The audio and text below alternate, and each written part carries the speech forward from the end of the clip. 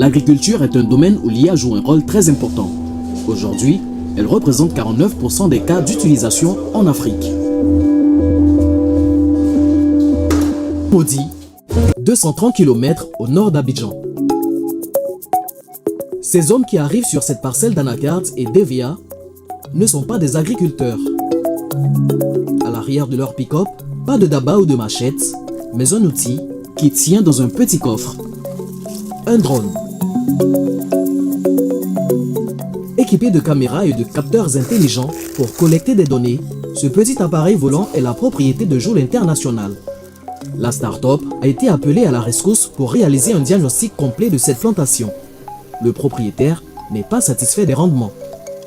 Nous sommes en train de survoler en ce moment même sa plantation pour pouvoir identifier son état réel et identifier toutes les faiblesses de sa parcelle pour ensuite lui proposer un plan d'action pour remettre sa plantation en état.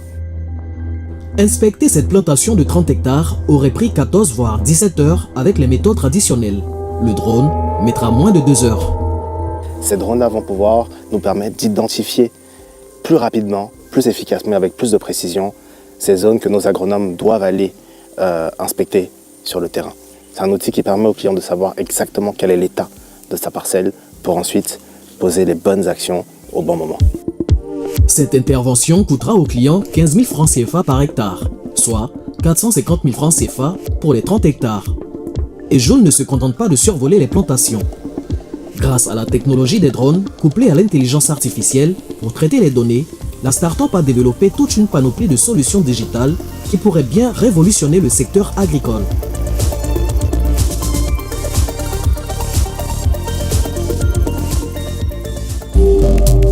C'est à Benjerville, au siège de Joule International, que nous retrouvons Joseph-Olivier Billet. Aujourd'hui, il a rendez-vous avec Paul Nda, producteur d'EVA et d'anacards. C'est sa plantation que les équipes ont survolée il y a quelques jours. Le diagnostic est prêt et il n'est pas très réjouissant. Vous avez perdu, si je peux être direct avec vous, à peu près 40% des plants que vous avez plantés. Sur les 30 hectares de terre que vous avez achetés, vous avez 18 hectares d'EVA, dont 2,2 en production, et vous avez 2 hectares d'anacards. Et aucun de ces arbres n'est en production. Mon Dieu, mais c'est pas ce qu'on m'avait dit. C'est tout le principe du diagnostic. Un diagnostic rendu possible grâce à une intelligence artificielle développée par la start-up, capable de recouper et d'analyser en quelques heures les données récoltées par le drone. L'IA, c'est la botte secrète de Joule. L'IA nous permet de faciliter notre travail, de le faire plus rapidement, plus efficacement et avec beaucoup plus de précision. Donc aujourd'hui, avec beaucoup d'assurance, on peut lui dire que sa plantation performe à 58,5% de son potentiel et nous pouvons mettre en lumière toutes les zones d'amélioration. Car Joseph-Olivier n'entend pas laisser le client sans solution. Joule a également développé un outil de gestion de plantation à distance. Un guide clé en main pour Monsieur Nda. J'ai perdu beaucoup d'argent et ça me permet de rattraper un peu d'argent que j'ai perdu. Et 3, le champ sera propre et bien équipé. Pour 149 500 francs CFA par mois, Joseph-Olivier promet à ce producteur une hausse de 80% de son rendement. Reste à savoir si l'agriculteur saura faire totalement confiance à l'intelligence artificielle pour gérer sa plantation. Chez Joule, ils en sont convaincus, les nouvelles technologies auront une place centrale dans l'agriculture du futur. Lanciné Doumouya, associé de Joseph-Olivier et directeur des opérations de Joule, salut les gars, nous emmène dans leur pouponnière à eux, ce laboratoire où sont assemblés les drones fraîchement arrivés. c'est ici que, on va dire, la magie s'opère, c'est ici que les équipes vont travailler à développer les solutions, mais surtout autour du drone. Donc on va commencer à assembler, faire de la réparation et autres. Les drones sont montés pièce par pièce dans ce laboratoire. Aujourd'hui, Caleb assemble un drone d'épandage utilisé pour pulvériser des produits agricoles tels que des pesticides ou des engrais. Les drones arrivent en pièces détachées depuis l'Europe et ont fait un long voyage. Chaque pièce doit être testée individuellement. Il arrive très souvent d'avoir des pièces qui sont défaillantes à l'arrivée. C'est-à-dire d'acheter un moteur de drone qui arrive et qui ne fonctionne pas. Donc c'est très dommage d'avoir une journée de travail à assembler peut-être un drone ou à en fabriquer un et de découvrir à la fin de la journée que le drone ne fonctionne pas. Donc il faut isoler chaque composant d'abord, les tester et ensuite les assembler en eux pour être sûr du résultat final. Assembler les drones localement permet à la start-up d'économiser certains frais, mais surtout d'avoir des drones personnalisés, totalement adaptés aux activités de Joule. Pouvoir, selon le besoin sur le terrain, monter des drones, ajouter des capteurs, en retirer et autres, c'était vraiment un élément important pour pouvoir attaquer les verticales qu'on attaque aujourd'hui. Une fois le drone assemblé, X, d'abord, allez-y rapidement, X. place à la phase de calibration. En faisant tourner le drone sur lui-même à l'horizontale et à la verticale, Z, l'objectif est d'ajuster ces différents capteurs afin de garantir un vol stable et précis. c'est des gros drones, c'est facile de remarquer des défauts rapidement. Donc, on regarde, s'il n'y a pas de défaut, on continue au fur et à mesure. On fait un premier décollage où il va se mettre à environ 2 mètres du sol ou 1 mètre. Donc, c'est les tests éventuellement. Et quand il va décoller, on va observer plutôt la stabilité du drone en vol, comment il se comporte quand on lui envoie une commande, son temps de réaction et tout ça. Voilà. Joule possède 6 drones d'épandage comme celui-ci et 4 drones de diagnostic. Comptez 6 millions de francs pour les premiers, entre 1 et 4 millions pour les drones de diagnostic. Et les taxes douanières représentent un tiers de ces coûts. Une contrainte majeure pour la start-up qui doit en plus former la main-d'œuvre avant de la recruter. Après 4 ans d'existence, l'entreprise commence tout juste à générer des bénéfices. Joule, c'est le rêve d'enfant de son fondateur, Joseph Olivier Billy. Il voit le jour en avril 1993 dans une famille où l'agriculture est omniprésente. Mais très vite, il développe d'autres centres d'intérêt.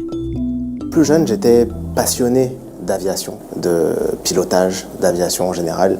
Et mon père, quant à lui, de par son parcours, de par son expérience, m'imaginait dans le secteur agricole.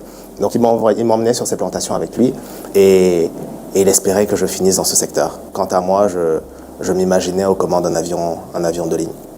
Après des études de commerce en France, en Angleterre et aux États-Unis, il revient s'installer en Côte d'Ivoire, où il retrouve les plantations familiales. Le déclic, ça a été cette visite que j'ai effectuée en 2016 avec papa. Il m'expliquait comment sa plantation était gérée. Il m'expliquait comment est-ce qu'il interagissait avec ses ouvriers à distance et par WhatsApp, comme la plupart, je pense, des gestionnaires de plantation en Côte d'Ivoire. Et je peux vous dire que par WhatsApp, tout semblait bien se passer. La plantation avait l'air en bon état, les tâches avaient l'air d'être effectuées, l'engrais avait l'air d'être acheté au bon moment et utilisé quand il fallait, où il fallait. Mais quand on arrivait sur la plantation, la réalité était tout autre. Et on s'est rendu compte en fait que tout cet investissement, on s'est rendu compte que toutes ces images qui étaient reçues n'étaient pas ce qui se passait réellement sur sa plantation. Dès lors, Joseph se met en tête de venir en aide à son père, mais pas seulement. Il veut apporter des solutions concrètes à tous ceux qui se retrouvent dans cette situation en Côte d'Ivoire et en Afrique. Avec son associé Lanciné Domouya, il lance Joule International en 2021 en investissant plus de 400 millions de francs CFA. On a dû investir plus que ce que je pensais initialement. Plus parce qu'il a fallu constituer des bases de données que le pays n'avait pas.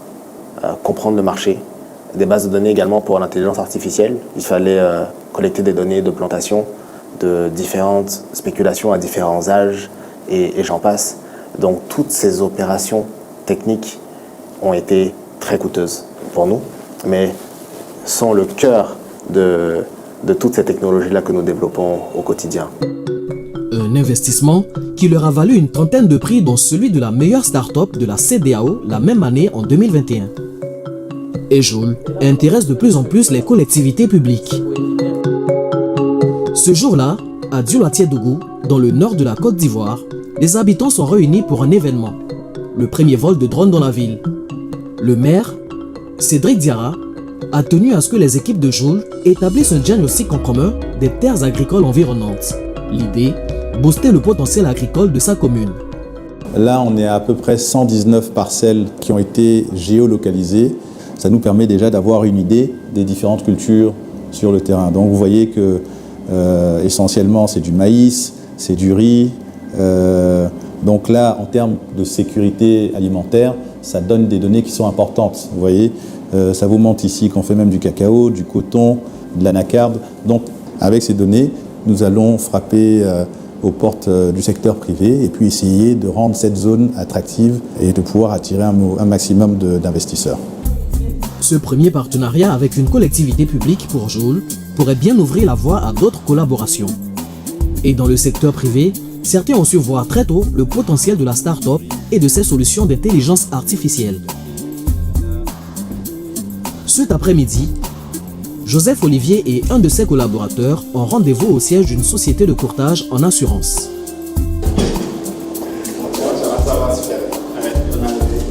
Inclusive Garantie aimerait utiliser la technologie de traitement des données agricoles développée par Joule pour évaluer les risques auxquels font face les agriculteurs qu'ils assurent. La technologie de Joule permet de collecter des données de façon plus rapide, en grand volume, et de les traiter avec l'intelligence artificielle. Dès ce moment-là, on est capable d'avoir des modèles actuariels beaucoup plus précis parce qu'ils se basent sur un volume significatif de données. Et ces données-là sont dans le format qu'il faut, sont comme il faut, pour qu'on puisse les exploiter de façon mathématique et affiner la vision qu'on se fait de comment est-ce qu'un agriculteur ou une exploitation agricole est exposée à des risques.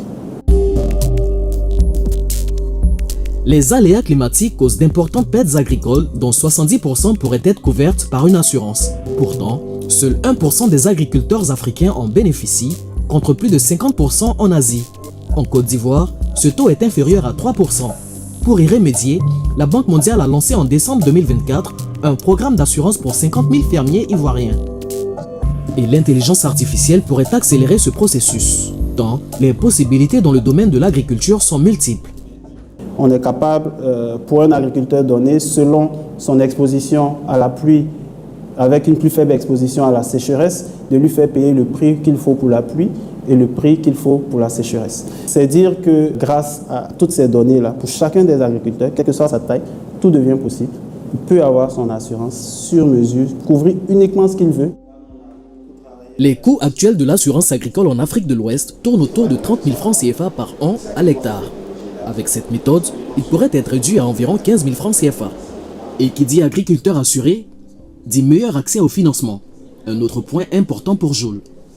Avec toutes ces années d'expérience, d'expertise dans le milieu agricole, au contact de ces technologies que nous avons développées et adaptées au marché ivoirien, nous avons jugé bon de franchir un cap et de permettre à l'agriculteur de pouvoir avoir accès au financement.